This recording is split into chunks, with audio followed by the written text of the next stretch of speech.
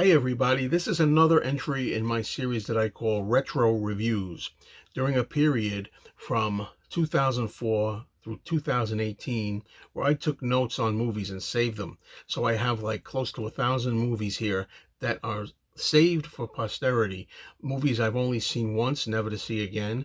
Movies that maybe I've seen more than once, but either way, I have them here and I can put them on my channel. I'm going to be kind of looking at my notes and going back and forth at the camera to the notes to reacquaint myself with a movie, because here's one today that I'm offering you that's a classic. It's a blockbuster. It's one of the greatest movies, they say, of all time, and that's 1939's Gone with the Wind. And I decided that I'll put that here on my channel and look back at my notes, which were from May of 2005. That means that since it's June of 2025 as I do this video, this review is 20 years old, and I'm glad I have all my feelings on Gone with the Wind right here. So let's get to it. It says here, I finally got around to dedicating 4 hours to this celebrated film, and while I had to admire its radiant technicolor, cinematography, strong characterizations, and magnificent score, thank you, Max Steiner, I could not savor much of the actual movie itself. Therefore, I consider Gone with the Wind way overrated in the rankings of the all-time best films. While it's very appealing on a technical level, it struck me as an ordinary soap opera dressed in vibrant garnish. It's an ugly, gloomy movie that's all prettied up with fancy decoration. If not for this lavish treatment, this would not be anywhere near as praised as it is today. This is one of those long epics that actually really feels like it, and the meandering love story here could have been told in half the time. The first side of the picture is mostly drawn out exposition, and it isn't really until the second half that Gone with the Wind kicks into higher gear and finds its stride. As I said from the top, one positive is that all the characterizations are quite potent, and that goes double for Academy Award-winning Vivien Leigh, who succeeded continuously in making me despise her as Scarlett O'Hara, a hateful and abusive witch that makes you wonder why anyone would want to spend these 4 hours with her, never mind a lifetime, as clueless Rhett Butler so desperately wants to.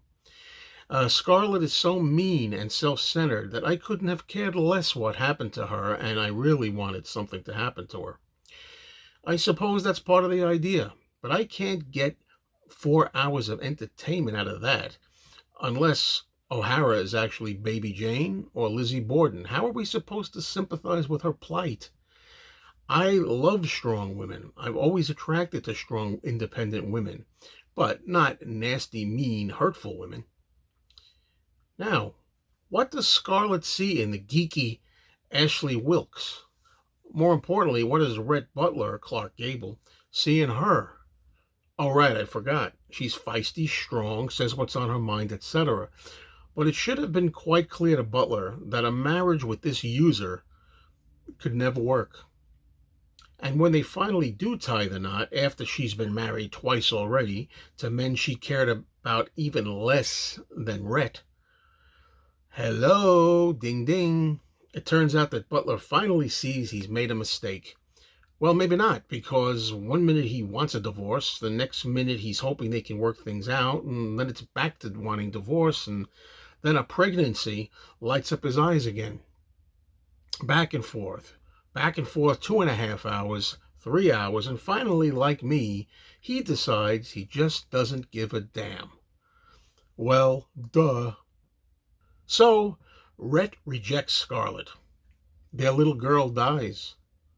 Goodbye, Ashley Wilkes. Even a lovable Mellie bites the dust too. But at least there's always tomorrow, and Scarlett still has her old land and another chance for Rhett. Ugh. While dramatically well rendered, it's all so sullen for this kind of movie. I still give Gone with the Wind 2.5 out of 4 stars, which in my book is an above average rating, because it's certainly at least that, and especially taking into account its great cinematic strengths. When I think of this film, I keep hearing that marvelous, grandiose main title theme. I keep seeing the beautiful orange lit sky with Leigh as a silhouette in the night, swearing she'll never be hungry again. I see impressive camera shots, like the tracking sweep where Scarlett walks among row after row of fallen, war-worn bodies. The only way I could use the word classic in good faith is to say this film is a classic case of style over substance. There it is, folks, Gone with the Wind. Nice to look at, nice to hear, beautiful cinematic achievement. Really sour story.